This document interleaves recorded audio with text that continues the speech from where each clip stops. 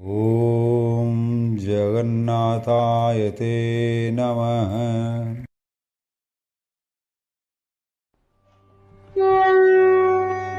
ॐ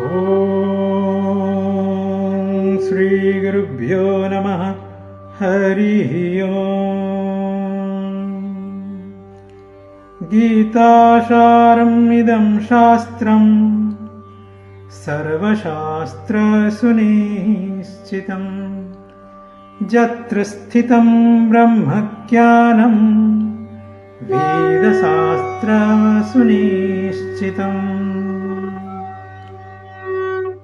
जय जगन्नाथ। ओम ओम अरूपम स्वरूपम चैव अनंतं पुरुषोत्तमं अव्यक्तं विश्वरूपाय जगन्नाथाय ते नमः।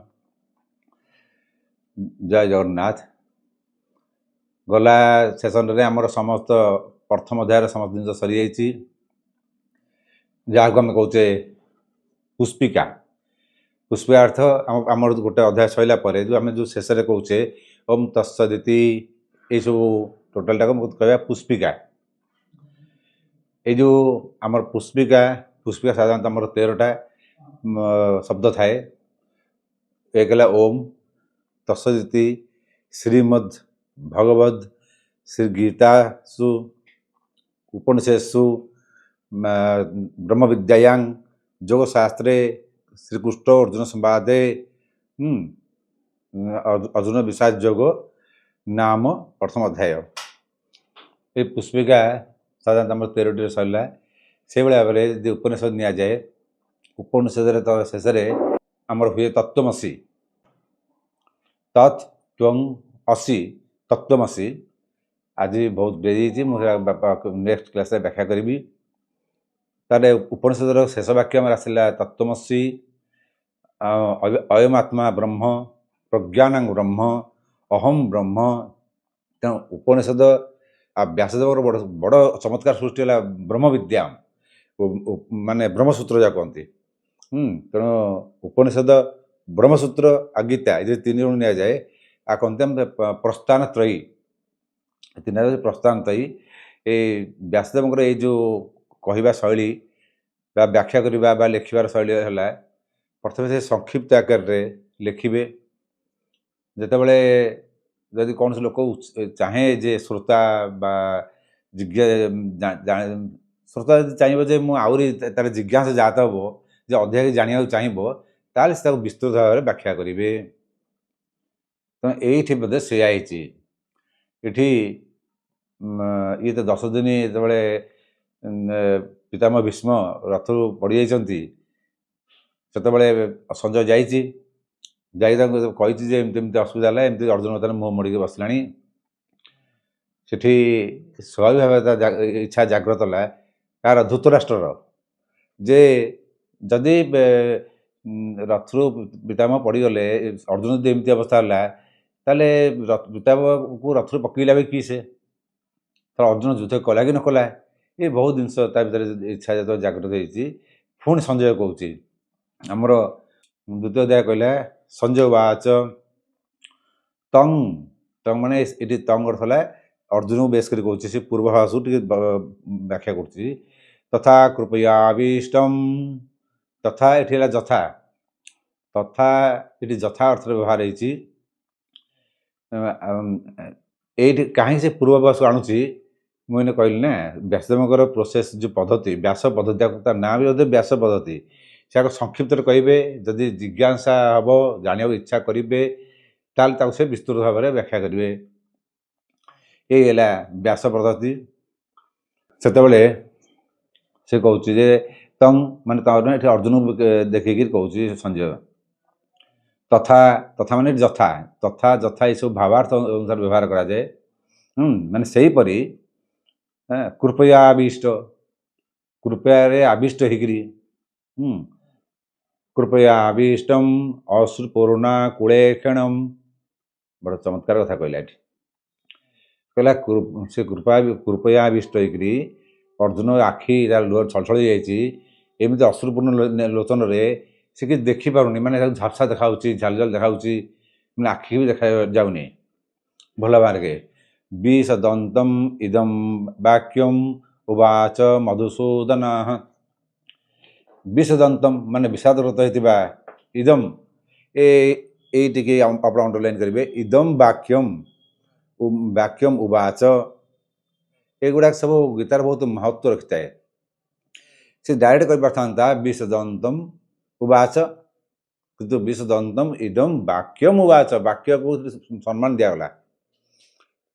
बहुत महत्वपूर्ण कथा कहते किए कहले उवाच मधुसूदन मधुसूदन कहले। गीतारे सदा कहे गोटे प्रत्येक नाँर महत्व रही कौटी कौ ना व्यवहार हो।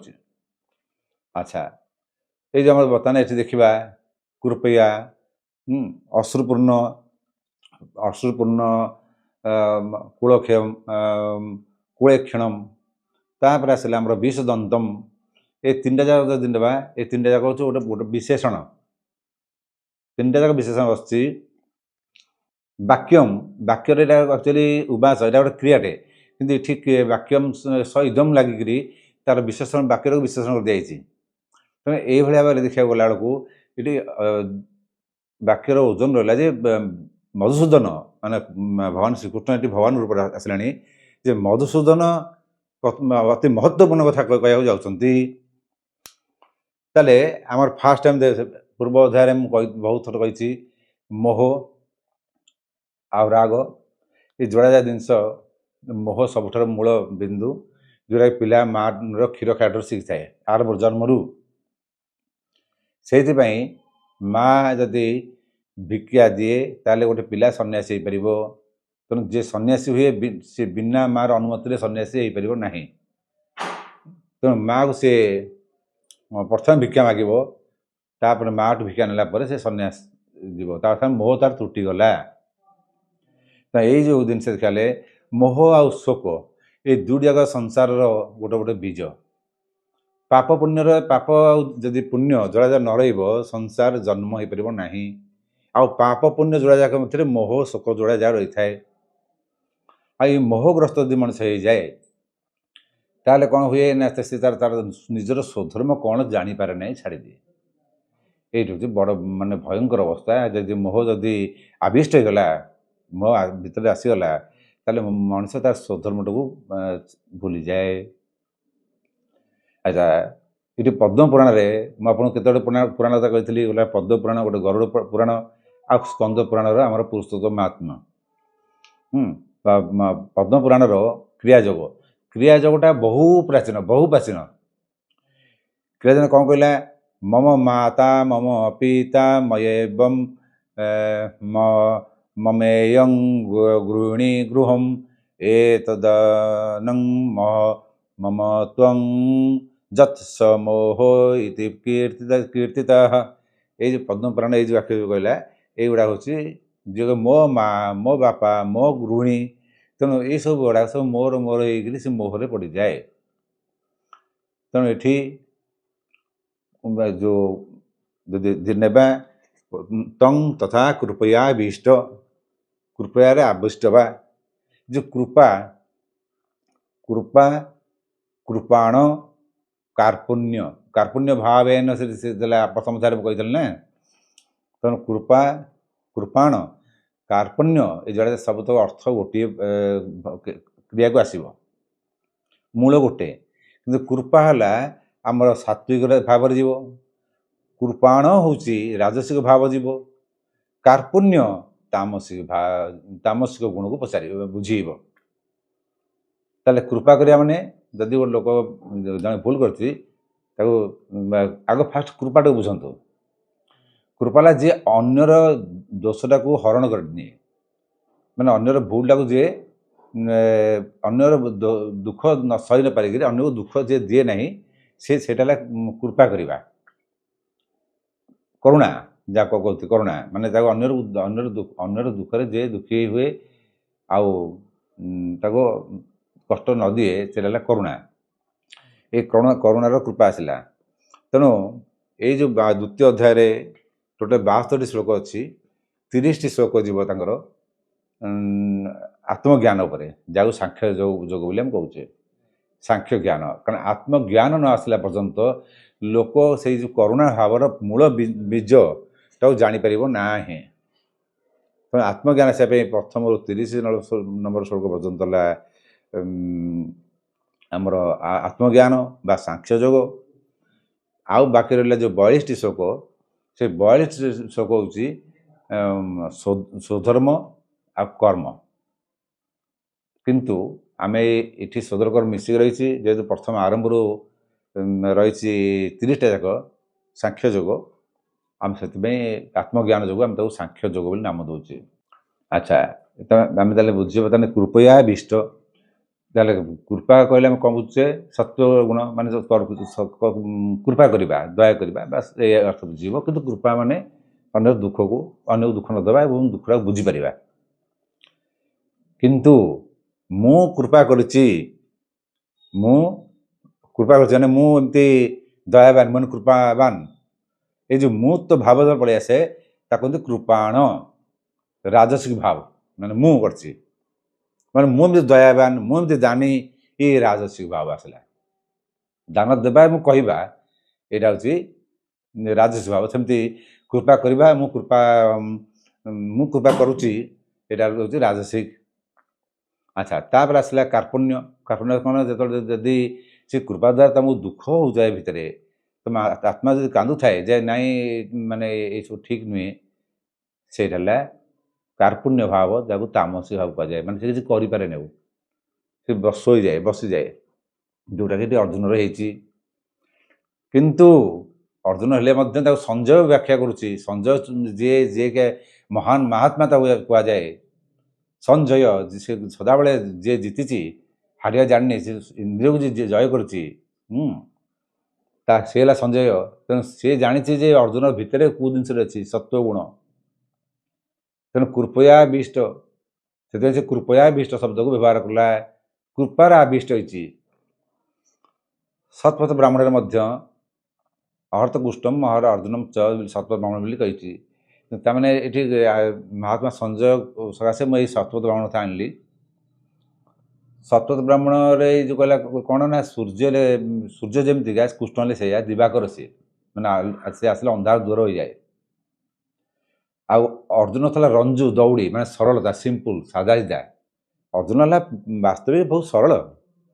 ତେଣୁ ସେଠି ସେଥିପାଇଁ ସେ ଆସିଲା ଏଇଠି ଆମର ସତ୍ପଥ ବ୍ରାହ୍ମଣରେ କହିଲା ଅହର ଅର୍ଜୁନ ଚ, ମାନେ ଅର୍ଜୁନ ହେଲା ରଞ୍ଜୁ ବା ଦୌଡ଼ି, ସରଳ, ସିମ୍ପୁଲ।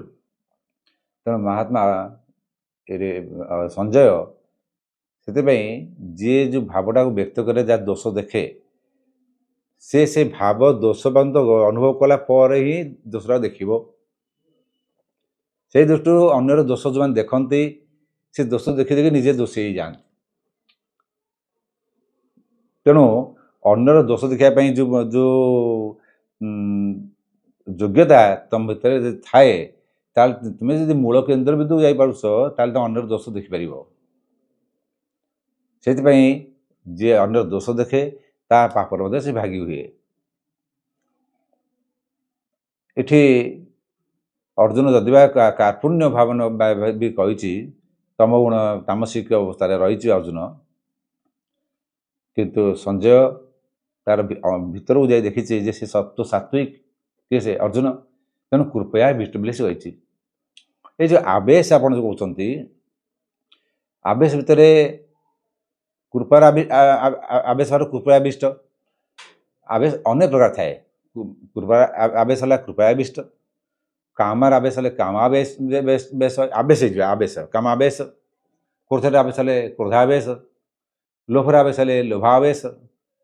ପ୍ରେମର ଆବେଶ ହେଲେ ପ୍ରେମାବେଶ। ଆଉ ଭୂତବେତ ଆବେଶ ହେଲେ ସେ ଭୂତବେତ ବେଶ। ମାନେ ନିଜସ୍ୱ ସେ ଭୁଲିଯାଏ। ଜଣେ ଯେଉଁ ଭୂତ ଲାଗିଯାଉଛି, ତାହେଲେ ସେ ନିଜସ୍ୱ ଭୁଲି ଯାଉଛି। ସେ କ'ଣ କରୁଛି ଜାଣିପାରୁନି। କ୍ରୋଧ ହେଲା ଲୋକକୁ, ସେ କ୍ରୋଧର ଆବେଶ ହେଇଗଲା, ରାଗିଗଲା ପରେ ସେ ଦେଖୁନି ତା ପଛରେ ଚାରିପଟେ କିଏ ଅଛି, ରାଗିକିରି ସିଏ କରୁଛି ନା ଯାହା ପରେ ତା କହିଦେଉଛି, ଗାଳି ଦେଉ, ଯାହା କରୁଛି, ସେ ଭଲ କରୁଛି ମନ୍ଦ କରୁଛି ଆଉ ବୁଝିପାରେନି, ସେ କରିଦିଏ। ସେ ଶାନ୍ତ ହେଲା ପରେ ବୁଝିଲା, ଆରେ ମୁଁ କେଡ଼େ ଭୁଲ କରିଦେଲି, ମୋର ତ ଏତେ ଇଜ୍ଜତ ଥିଲା, ମହତ ଥିଲା, ମୁଁ ସମସ୍ତେ ଗୋଟେ ଖରାପ ଭାଷା ବ୍ୟବହାର କରି ଜଣକୁ ଗାଳି ଦେଲି। ତେଣୁ କ୍ରୋଧର ଆବେଶ। ତେଣୁ ଆବେଶ ଶବ୍ଦର ବ୍ୟବହାରଟା ଛୋଟିଆ ବ୍ୟବହାର ନୁହେଁ। ଆବେଶ ଯଦି ଚିତ୍ତକୁ ଆସେ ମଣିଷ ନିଜର ନିଜସ୍ୱଟାକୁ ଭୁଲିଯାଏ। ଏଠି ଆମେ ଗୋଟେ ଛୋଟିଆ ଜିନିଷ ଦେଖିବା। ଗୋଟେ ଛୋଟ ଏଇ ଆମର ଯେଉଁ ଉପନିଷଦ ଗୁଡ଼ା ଥାଏ, ଉପନିଷଦ ଗୁଡ଼ାକରେ ସାଧାରଣତଃ ଗଳ୍ପ ବି ଥାଏ, କିଛି ଛୋଟ ଛୋଟ ଗଳ୍ପ ଥାଏ। ଗଳ୍ପ ମଧ୍ୟରେ ବୁଝିବାଟା ବହୁତ ସହଜ ହୁଏ, ସେଥିପାଇଁ ଉପନିଷଦ ଲୋକ ସାଧାରଣତଃ ବୁଝିପାରନ୍ତିନି। ସେ ତାକୁ ଗଳ୍ପ ମାଧ୍ୟମରେ ବୁଝିବାକୁ ଚେଷ୍ଟା କରାଯାଇଛି।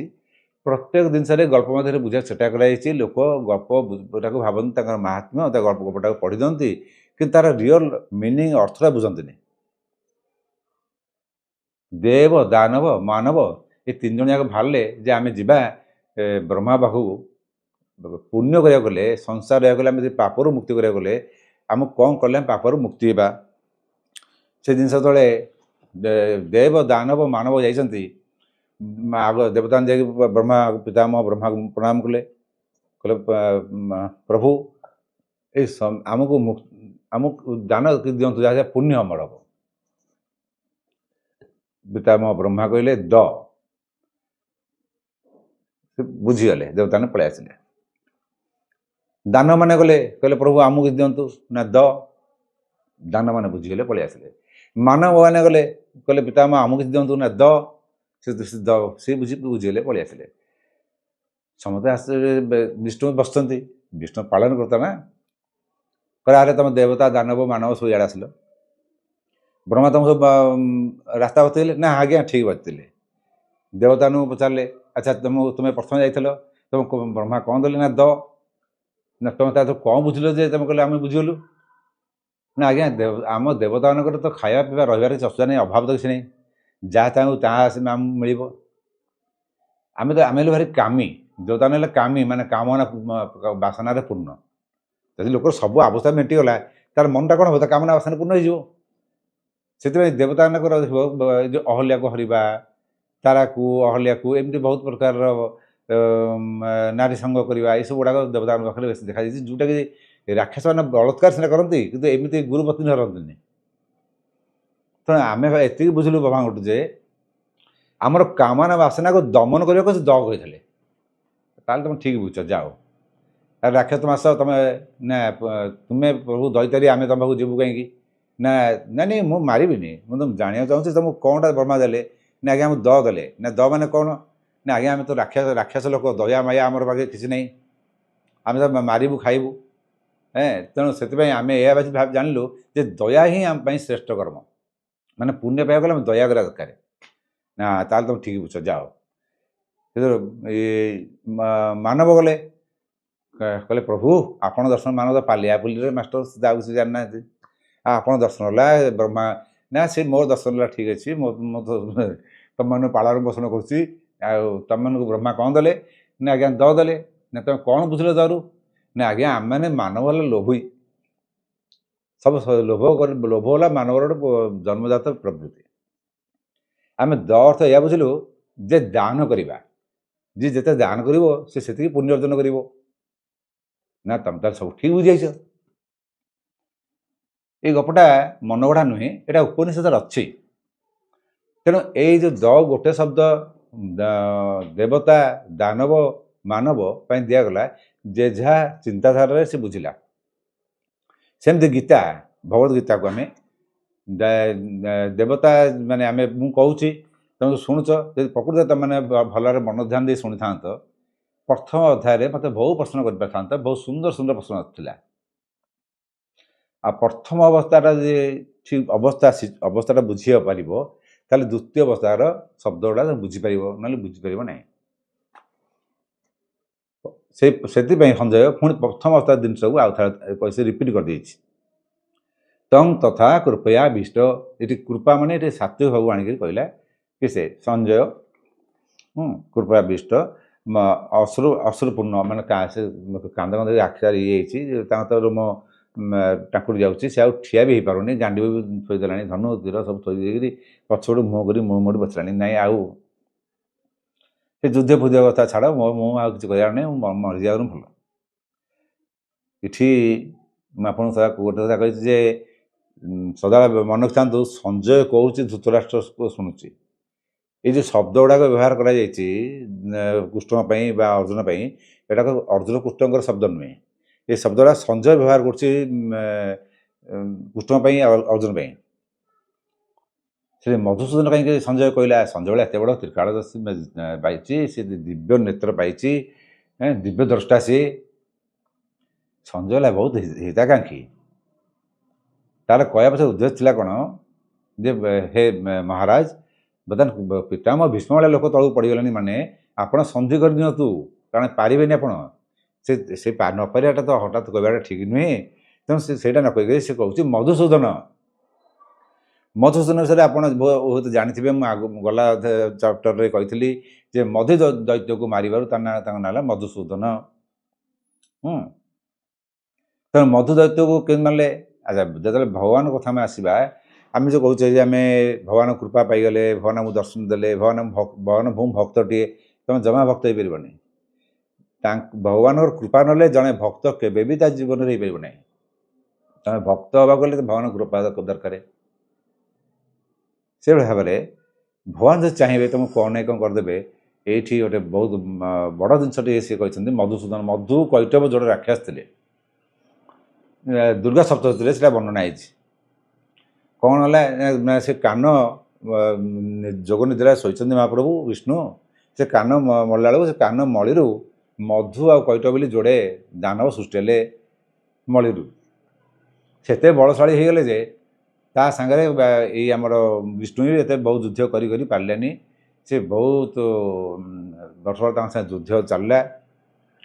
ଶେଷରେ ବିଷ୍ଣୁ ମଧ୍ୟ କ୍ଳାନ୍ତ ହେଇକରି ହରିଦ୍ରା ନଦୀ ପାଖରେ ବସି ପଡ଼ିଲେ। ସେହି ସମୟରେ ତାଙ୍କ ଦେହରୁ ଏକ ଶକ୍ତି ଜାତ ହେଲା, ପୀତବର୍ଣ୍ଣ ସୁବର୍ଣ୍ଣ ବର୍ଣ୍ଣା ପୀତାମ୍ବରୀ, ମାନେ ହଳଦିଆ ବସ୍ତ୍ର ପିନ୍ଧିଥିବା ବିରାଟ ଶକ୍ତି ଜାତ ହେଲା। ଯେମିତି ଏକାଦଶୀ ଶକ୍ତି ଜାତ ହେଇଥିଲା, ସେମିତି ଏଠି ମଧ୍ୟ ସେଇଭଳିଆ ଗୋଟେ ଶକ୍ତି ଜାତ ହେଲା। ହେଇଗଲା କହିଲା ପ୍ରଭୁ ଆପଣ ଉଠନ୍ତୁ, ଦରକାର ନାହିଁ ଆପଣ ଯୁଦ୍ଧ କରିବା, ତା କାମ ମୁଁ ବ୍ୟବସ୍ଥା କରିଦେବି। ଇଏ ହେଲା କେଉଁଟା ନା ଏଇ କୁହନ୍ତି ବଲ୍ଗାମୁଖୀ, ବା ଆମେ ତାକୁ ବଗଳାମୁଖୀ ବୋଲି କହୁଛେ। ସେ ବଗଳାମୁଖୀ 2 ହାତ ବିଶିଷ୍ଟ। ତାଙ୍କ ଚିତ୍ରରେ ଆପଣ ଦେଖିଥିବେ ରାକ୍ଷସର ଜୀବକୁ ଧରିଥିବେ ଭିଡ଼ିକିରି, ଗୋଟେ ଗଦାରେ ଏମିତି ରଖିଥିବେ ପ୍ରହାର କରିବା ପାଇଁ, ସବୁ ହଳଦୀ ବର୍ଣ୍ଣ। ସେ କ'ଣ କଲେ ନା, ଏଇ ଯେଉଁ କଥା ମୁଁ ଆପଣଙ୍କୁ କହୁଛି, ପାଟି ଗୋଟେ ବିରାଟ ଅସ୍ତ୍ର।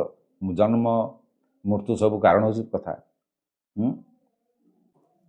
ଜିହାଗ୍ରେ ବସତିର୍ ଲକ୍ଷ୍ମୀ, ଜିହାଗ୍ରେ ମିତ୍ରବାନ୍ଧବା, ଜିହାଗ୍ରେ ବନ୍ଧନମ୍ ପ୍ରାପ୍ତମ, ଜିହାଗ୍ରେ ମରଣମ୍ ଧ୍ରୁବମ୍। ଏଇଟା ଥିଲା, ଆପଣ ସବୁ ଜାଣିଥିବେ। ଜିହାଗ୍ରେ ଜୀବ ଅଗରେ ଅଛି କି ସେ ଜୀବ ଲକ୍ଷ୍ମୀ ପ୍ରାପ୍ତ ହୁଅନ୍ତି। ଜୀବ ଅଗରେ ମଧ୍ୟ ଲୋକ କଳହ ହୁଏ। ଜୀବ ଯେ କଥା ଦ୍ୱାରା ଲୋକ ବନ୍ଧନରେ ପଡ଼େ, କଥା ଦ୍ୱାରା ମଧ୍ୟ ଲୋକ ମୃତ୍ୟୁମୁଖରେ ପଡ଼େ। ଏଇଠି ସେଇ ଜିନିଷ ହେଇଛି। ସେଠି ତା ମତିଭ୍ରମ କରିଦେଲେ କିଏ? ବଗଳାମୁଖୀ। ସେଠି ଯେ ରାକ୍ଷସ ମତିଭ୍ରମ ହେଇଗଲା। ମତିଭ୍ରମ ହେଇଗଲାରୁ ସେମାନେ କହିଲେ ବିଷ୍ଣୁ ତମେ ଯୁଦ୍ଧ କରିବା ଦରକାର ନାହିଁ, ଆମେ ତ ଯୁଦ୍ଧରେ ପ୍ରସନ୍ନ, ବର୍ତ୍ତମାନ ତୁ ଆମକୁ ବର ମାଗ। ବିଷ୍ଣୁ କହିଲେ ବଡ଼ ଚମତ୍କାର ହେଲା। କହିଲା ଆଚ୍ଛା, ମୁଁ ତମକୁ ବର ମାଗିବି ଯଦି ତାହେଲେ ମୋତେ ଗୋଟେ ବର ଏହା ଦିଅ, ମୋ ହାତରେ ତମେ ମରିବ। ଦାନବମାନେ ବି ଦେଖନ୍ତୁ, ଦାନବ ହେଲେ ବି ତାଙ୍କ ବଚନ ରକ୍ଷା କରୁଛନ୍ତି। ସେ କହିଲେ ଆମେ ତୋ ହାତରେ ମରିବୁ ତ, ଏ ତ ସାଧାରଣ ଜିନିଷ, ଆମକୁ ତ ମାରିବୁ ତ, ଦୁଃଖ ନାହିଁ ଆମର, କିନ୍ତୁ ଏମିତି ଯାଏ ମାରିବୁ ଜଳ ପ୍ଲାବିତ ପୃଥିବୀରେ ଆମେ ମରିବୁ ନାହିଁ। ଜଳ ପ୍ଲାବିତ ପୃଥିବୀରେ ମରିବୁ ନାହିଁ। ତାହେଲେ କେଉଁଠି ମାରିବେ? ସେ କେଉଁଠି ଆଧାର କି ମାରିବେ? ଶୂନ୍ୟରେ ତାକୁ ମାରିଲେ 2 ଜଣକୁ। ମଧୁ ଯଦି ବୈଜ୍ଞାନିକ ଦୃଷ୍ଟିରୁ ଦେଖାଯାଏ, ଆମର ମଧୁ ମାନେ ଏଇ ଯେଉଁ ତରଳ ପଦାର୍ଥ, ସେ ତରଳ ପଦାର୍ଥ ଗ୍ୟାସରୁ ତରଳ, ମାନେ ପବନରୁ ଜଳ ବା ତରଳ ପଦାର୍ଥ, ତା ଉପରେ ଗୋଟେ ଦୈତ୍ୟ ମାରିଲେ ମଧୁ। ରାଗ, ମଧୁ ହେଲା ରାଗର ସିମ୍ବଲ। ଦ୍ୱେଷ ହେଲା କୈଟବର ସିମ୍ବଲ। ତ ମଧୁ ମାରିକି ଆଉ ଗୋଟାକର ଚମଡ଼ାରେ ସେ ତାକୁ ଢାଙ୍କିଦେଲେ। ତାମାନେ ଭିତରେ ରହିଲା ତପ୍ତ ଉତ୍ତପ୍ତ ଲାଭା, ଉପରେ ପୃଥିବୀର ଚମଡ଼ା ଟାଣ ବସ୍ତୁ। ଏବଂ ବର ବି ଦେଲେ ଯେ ତମ ଅଂଶ ନେଇ ଯେ ଜନ୍ମ ହେବ ସେ ମହାବଳଶାଳୀ ହେବ ଜନ୍ମରୁ, ମାନେ ଜନ୍ମରୁ ସେ ବଳଶାଳୀ କି ଜନ୍ମ ହେବ। ଏଇ ହେଲା ପୃଥିବୀ ସୃଷ୍ଟିର ଗୋଟେ ବୈଜ୍ଞାନିକ ପଦ୍ଧତିରେ ଏଇଭଳିଆ ସୃଷ୍ଟି କରାଯାଇଛି। ଯଦି ଆମେ ନେବା ବ୍ଲାକ୍ ହୋଲ୍ ଥିଓରି କି ବିଗ୍ ବ୍ୟାଙ୍ଗ ଥିଓରି କି, ତାହେଲେ ବ୍ଲାକ୍ ହୋଲ୍ ଯେତେବେଳେ ସେତ ସବୁ ଆବଜର୍ଭ କରିନେବ ଭିଡ଼ି ନେବ, ଯେତେବେଳେ ସୃଷ୍ଟି ହେବ ଗୋଟେ ବିରାଟ ଅଗ୍ନିପିଣ୍ଡ ସୃଷ୍ଟି ହେବ। ତାପରେ ସେ ଦିଭାଗ ହେଇକିରି ଗୋଟେ ପିଣ୍ଡ ରହିବ କି ନଷ୍ଟ ହେବ ଯିବ, ଆଉ ଗୋଟେ ଯେଉଁ ପିଣ୍ଡ ରହିବ ତା ଦେହରୁ ଆସ୍ତେ ଆସ୍ତେ ପୁଣି ସୌରମଣ୍ଡଳ ସୃଷ୍ଟି ହେଇଯିବ, ଗ୍ରହ ସୃଷ୍ଟି ହେବ। ସେ ଅଲଗା କଥା। ସେ ତଳ ନିଆଁ ଅଗ୍ନିପିଣ୍ଡ ଥିବ ନା ତଳ ଭଳିଆ ଲାଭା, ପୃଥିବୀର ଯଦି ହୋଲ୍ କରିଦିଆଯିବ ଲାଭା ବାହାରିବ ନା। ତେଣୁ ସେଇଭଳି ଭାବରେ ମଧୁ କୈଟବଙ୍କର ମୃତ୍ୟୁ ହେଲା। ସେଥିପାଇଁ ସେ ମଧୁ ଦୈତ୍ୟକୁ ମାରିଥିବାରୁ ତା ନାଁ ମଧୁସୂଦନ। ଆଉ ଗୋଟେ ବହୁତ ଖୁସିର କଥା, ଏଇ ଯେଉଁ ଚୈତ୍ର ମାସ, ଏ ଚୈତ୍ର ମାସରେ ହିଁ ଏଇ ଜିନିଷ ହିଁ ଘଟିଥିଲା। ଚୈତ୍ର ବୈଶାଖ, ଚୈତ୍ର ଯାଉଛି ବୈଶାଖ ଆସୁଛି, ଏଇ ସମୟରେ ହିଁ ଏଇ ଜିନିଷ ଘଟିଥିଲା। ଶୁକ୍ଳ ପକ୍ଷରେ ଏଇ ବଗଳାମୁଖୀ ଜନ୍ମ ହେଇଥିଲା। ଯେକୌଣସି ଲୋକଙ୍କର ଯେ ଶତ୍ରୁକୁ ପୀଡ଼ା ଦେବା ପାଇଁ କାହାର ଇଚ୍ଛା ଥାଏ, এই যে দশ মহাবিদ্যার অষ্টম মহাবিদ্যা হচ্ছেন কালী তারা মহাবিদ্যা ষোড়শী ভুবনেশ্বরী যেমনি দেখাযাଏ দশ মহাবিদ্যার অষ্টম স্থাନରେ অଛନ୍ତି বଗଳାମୁଖୀ। ସେ ଅଷ୍ଟମ ବଗଳାମୁଖୀଙ୍କ ଯଦି ସାଧନା କିଏ କରେ କିଛି ଦରକାର ନାହିଁ, ଖାଲି ହଳଦୀ ମାଳିରେ ଯଦି କେବଳ ଗୋଟେ ମାଳି କି ଯୋଡ଼େ ମାଳି ତିନିଟା ମାଳି ଜପନ୍ତି ରେଗୁଲାର, ତାର ଶତ୍ରୁ ତ କିଏ ରହିବେନି। ଶତ୍ରୁ ମନ ଇଚ୍ଛା ସେ କଷ୍ଟ ଦେଇପାରିବ ଯଦି ତାର ସେ ପଦ୍ଧତି ଶିଖିଗଲା ବଗଳାମୁଖୀଙ୍କର। ତେଣୁ ବଗଳାମୁଖୀଙ୍କର ସାଧନା ବହୁତ ସରଳ, କିନ୍ତୁ ବିଷ୍ଣୁ ମାନେ ସାତ୍ଵିକ ରହିବା ଦରକାର ଆଉ ସବୁ ଜିନିଷ। ତେଣୁ ଏଇ ବଗଳାମୁଖୀ ଏଇ ମାସ ଆମେ ଯେଉଁ ମାସ କଥା ହେଉଛେ ଆଜି ଜନ୍ମଗ୍ରହଣ କରିଥିଲେ। ଏଇ ମାସରେ ଆଉ ଗୋଟେ ଜିନିଷ ଘଟିଥିଲା, ଆମର ରାମନବମୀ ପଡ଼େ ଶୁକ୍ଳପକ୍ଷ ଚୈତ୍ର ନବମୀରେ ରାମ ଜନ୍ମ ହୁଅନ୍ତି। ଆମ ମନ୍ଦିରରେ ସେ ପରମ୍ପରା, ପୁରୀରେ ସେ ପରମ୍ପରା ପାଳନ କରାଯାଏ। ସାତ ସାହି 42 କହନ୍ତି, ସାତ ସାହିରେ ସାତ ପ୍ରକାରର ସବୁ ଆମେ ତ କହନ୍ତି ମେଳ ବା ମେଢ଼, ମାନେ ଅର୍ଥାତ୍ ସେ ଗୋଟେ ଗୋଟେ 22 ମେଳ 10 ମେଳ ଏମିତି ସବୁ ଥାଏ। ରାମ ଯେଉଁ ଜନ୍ମ ହେଲେ ତା ପରଦିନ ଶ୍ରୀମନ୍ଦିରରେ ହୁଏ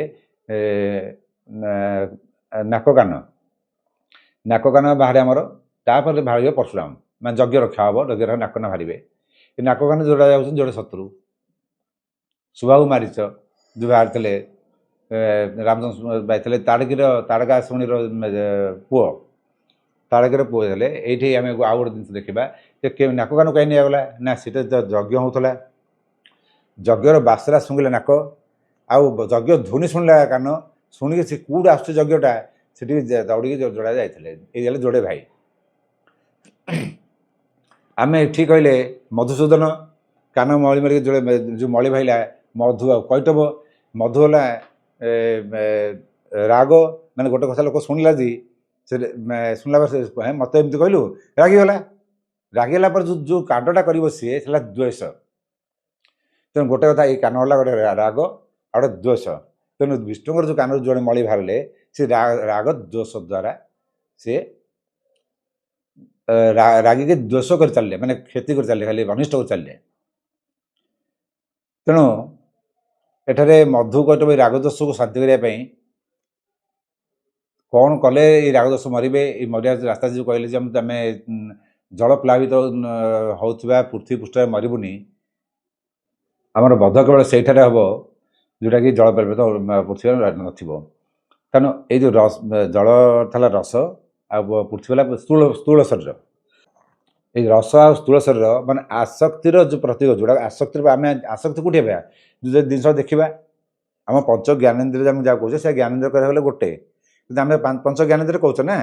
ତେଣୁ ଯେଉଁ ଏଇ ପଞ୍ଚ ଜ୍ଞାନେନ୍ଦ୍ରିୟ ଯାହା ଆମେ ଦେଖୁଛେ ପାର୍ଥିବ ଜଗତରେ ସ୍ଥୂଳ ଭାବରେ, ଆଉ ତା ଦେହରେ ଯେଉଁ ରସ ଆସ୍ୱାଦନ କରାଯାଏ, ସେଇଠି ମଣିଷର ଆସକ୍ତି ଭାବ ଜାତ ହୁଏ। ତେଣୁ ଆସକ୍ତିର ପ୍ରତୀକ ହେଉଛନ୍ତି ରସ ଆଉ ଏଇ ଯେଉଁ ସ୍ଥୂଳ, ମାନେ ରାଗ ଦୋଷ ଯେଉଁଟା ହେଲା ମଧୁ ଆଉ କୈଟବ। ଆକୁ କିଏ ଧ୍ୱଂସ କରିବ? ଏଇ ଯେଉଁ ବାହ୍ୟ ତ୍ୟାଗ ଆଉ ଅନ୍ତରରେ ବୈରାଗ୍ୟ ଯଦି ଯୋଡ଼ାଯାକ ଆସିଯାଏ, ତାହେଲେ ଏଇ ଦୁଇଟା ଜିନିଷ ନଷ୍ଟ ହେଇଯିବ। ତେଣୁ ବାହ୍ୟରେ ଯେଉଁ ବାହ୍ୟ ତ୍ୟାଗ କଲେ ଯାହାକୁ ଇଣ୍ଟରନାଲ ଜର୍ଣ୍ଣି, ଅନ୍ତର୍ମୁଖୀ ଯାତ୍ରା। ଯଦି ଆମେ ଅନ୍ତର୍ମୁଖୀ ଯାତ୍ରା ନ କରିପାରିବା ଆତ୍ମଜ୍ଞାନ ନ ପାଇପାରିବା ତାହେଲେ ଏଇ ରାଗଦ୍ୱେଷ ଯିବ ନାହିଁ। ଏ ଯେଉଁ କାର୍ପଣ୍ୟ ଭାବ, ଏ ଅର୍ଜୁନରେ କାର୍ପଣ୍ୟ ଭାବ ଯିବ ନାହିଁ। ସେ ତାମସିକ ରହିଯିବ, ମାନେ ବଢ଼ିଯିବ, ଆଉ ଉଠିପାରିବନି, କାମ କରିପାରିବନି। ତମ ପ୍ରଧାନ ହେଇଗଲା। ତ ଆକୁ ନଷ୍ଟ କରିବାକୁ ଗଲେ ଆମକୁ ଦରକାର ଭିତରେ ବୈରାଗ୍ୟ ଭାବ ଆସିବା ଦରକାର, ଆତ୍ମଜ୍ଞାନ ଆସିବା ଦରକାର। ସେଥିପାଇଁ ଏଠି ମଧୁସୂଦନ ସଞ୍ଜୟ ନେଇଛି।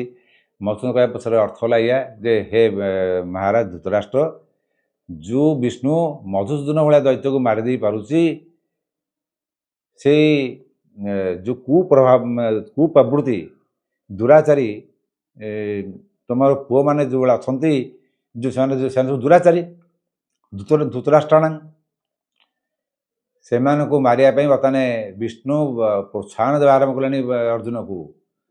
ଏଠି ଗୋଟିଏ ବାକ୍ୟ ହିଁ ଥିଲା ତା ପାଇଁ ବହୁତ ମହତ୍ତ୍ୱପୂର୍ଣ୍ଣ ଧୃତରାଷ୍ଟ୍ର ପାଇଁ, ଯେ ଏଇ ସମୟରେ ମଧ୍ୟ ତ ସମୟ ଅଛି ଯେ ସନ୍ଧି କରିନେ, ଯୁଦ୍ଧ ବନ୍ଦ କରିଦେ, ଯଦି ପୁଅମାନେ ବଞ୍ଚିବାକୁ ଚାହୁଁଛୁ।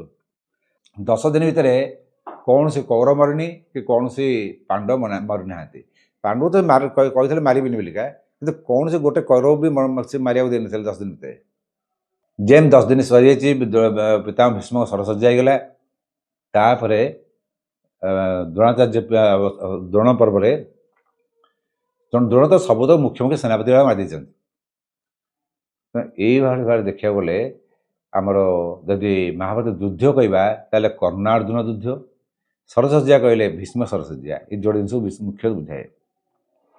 ଯୁଦ୍ଧ ପିତାମହ ଯୁଦ୍ଧ କୁହାଯାଏନି। ଆଉ ଅଭିମନ୍ୟୁ ଗୋଟେ ୟୁନିକ୍ କ୍ୟାରେକ୍ଟର ରହିଗଲା, କିନ୍ତୁ ଯୁଦ୍ଧ କହିଲେ ବରାବର ଭାବରେ ଯୁଦ୍ଧ ହେଇଥିଲା କର୍ଣ୍ଣାର୍ଜୁନ ଯୁଦ୍ଧ। ତା ନାଁ ମଧ୍ୟ ଥିଲା କର୍ଣ୍ଣ, ମାନେ କର୍ଣ୍ଣ, କାନ। ନେକ୍ସଟ ଅଧ୍ୟାୟରେ ଆମେ ଆରମ୍ଭ କରିବା। ଆପଣମାନଙ୍କୁ ସମସ୍ତଙ୍କୁ ଗୋଟିଏ ଜିନିଷ ମୋର ବିଶେଷ ଅନୁରୋଧ, ଆପଣମାନେ ବୁଝନ୍ତୁ, ବୁଝି ନ ପାରୁଛନ୍ତି ଦୁଃଖ ବି ନାହିଁ, କିନ୍ତୁ ଆଉ ଥରେ ପଚାରନ୍ତୁ ମଧ୍ୟ। ଯଦି ଏଠି ପଚାରି ନ ପଚାରି ପାରୁଛନ୍ତି, ଆପଣ କମେଣ୍ଟରେ ଦିଅନ୍ତୁ, ମୁଁ କମେଣ୍ଟ ପଢ଼ୁଛି ଏବଂ ସେଇ ଅନୁସାରେ ଉତ୍ତର ଦେବା ପାଇଁ ମୁଁ ଉତ୍ତର ବି ଦେଉଛି ବି। ଗଲା ଥର ଉତ୍ତର ଦେଇଥିଲି, କାରଣ ଆପଣମାନଙ୍କର ପ୍ରଶ୍ନରେ ସେମିତି କିଛି ଗୁଢ଼ ରହସ୍ୟପୂର୍ଣ୍ଣ ପ୍ରଶ୍ନ ନଥିଲା। ବର୍ତ୍ତମାନ ତମେ ଆତ୍ମଜ୍ଞାନ ଆଡ଼େ ଆସିଲାଣି।